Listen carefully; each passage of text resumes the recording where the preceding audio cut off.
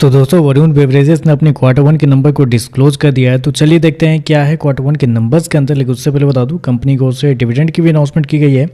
Second interim dividend में company आपको 50% का डिविडेंड आपको देने जा रही है, जिसका जो रिकॉर्ड डेट होने वाला है वो आपका होने वाला है 2 अगस्त। तो याद रखिएगा 2 अगस्त कंपनी का रिकॉर्ड डेट है कंपनी के 50% डिविडेंड के लिए। चलिए नंबर देख लेते हैं डाटा मिलियंस में। मैं आपको क्रोस में बता रहा हूँ। तो देखिए पिछले क्वार्टर में कंपनी ने 5,680 करोड़ का रेवेन्यू जनरेट किया था ऑपरेशन के थ्रू। पिछले साल की बात करते हैं 7,333 करोड़ के आसपास, जबकि अभी देखें तो गिर के 7,163 करोड़ आपको जाता हुआ देखने को मिला। तो साल से साल जाते हैं तो साल से साल कंपनी की रेवेन्यू के अंदर गिरावट आपको देखने को मिल रही है। लगभग बोल सकते हैं आप 2.5% के आसपास की गिरावट है कंपनी की रेवेन्यू के अंदर साल से साल। जबकि क्वार्टरली बेस पे जाते हैं तो क्वार्टरली बेस पे कंपनी की रेवेन्यू के अंदर एक बड़ी तेजी आपको देखने को मिले। लेकिन याद रखिएगा इनके जो बिजनेस होते हैं वो साइक्लिक होते हैं, सीजन वाइज इनके बिजनेस होते हैं। तो ऐसे में आपको साल से साल चेक करना है, क्वार्टरली बेस को आपको चेक नहीं करना है। कंपनी शो कितना गया है? कंपनी शो गया है 7,163 करोड़ का रेवेन्यू इस क्वार्टर में, जबकि मार्केट का अनुमान भी था 7,165 करोड़ के आसपास। तो मार्केट अनुमान लगा के चल रहा था कि कंपनी का रेवेन्यू इस क्वार्टर में आपको गिरता हुआ देखने को मिला है। तो आप कह सकते हैं टोटली इनलाइन कंपनी के रेवेन्यू आपको देखने को मिल रहा है। खर्चे की बात करते हैं तो देखिए पिछले क्वार्टर में कंपनी 4,729 करोड़ खर्च की थी, पिछले साल 5,714 करोड़, जबकि अभी देखें तो कंपनी खर्चे 5,506 करोड़ आपको जाता हुआ देखने को मिला। तो खर्चे देखें तो खर्चे ठीक है, खर्चे कंट्रोल में आपको देखने को मिल रहा है।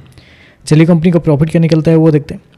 तो देखिए पिछले क्वार्टर की बात करते हैं तो पिछले क्वार्टर में कंपनी का प्रॉफिट लगभग 731 करोड़, पिछले साल 1,261 करोड़, जबकि अभी देखें तो 1,325 करोड़ आपको जाता हुआ देखने को मिल रहा है। तो यहाँ पे एक सरप्राइज आपको देखने को मिला कि कंपनी का रेवेन्यू आपको गिरता हुआ देखने को मिला, उसके बावजूद देखें तो कंपनी का प्रॉफिट आपको बढ़ते हुए देखने को मिला। जबकि मार्केट को लग रहा था कि कंपनी के जो प्रॉफिट है वो आपको साल दर साल गिरते हुए देखने को मिल सकते हैं, क्योंकि यहाँ पे देखें तो कंपनी का जो प्रॉफिट है लगभग साल दर साल 5% के आसपास की तेजी आपको देखने को मिले। तो ये एक सरप्राइज निकल के आ रहा है, क्योंकि मार्केट का अनुमान था कि कंपनी का प्रॉफिट अच्छे खासे अमाउंट में आपको गिरते हुए देखने को मिल सकता है। 1156 करोड़ के आसपास का मार्केट का अनुमान था, लेकिन यहाँ पे तो उल्टा होता हुआ देखने को मिला, प्रॉफिट बढ़ता हुआ देखने को मिल रहा है। और ऐसे में कंपनी के अगर मार्जिन की बात करते हैं तो पिछले साल कंपनी का मार्जिन था 17.20, जबकि इस क्वार्टर में देखते हैं तो कंपनी का मार्जिन 18.50 आपको जाता हुआ देखने को। तो साल से साल देखें तो कंपनी के मार्जिन आपको बढ़ते हुए देखने को मिल रहे हैं।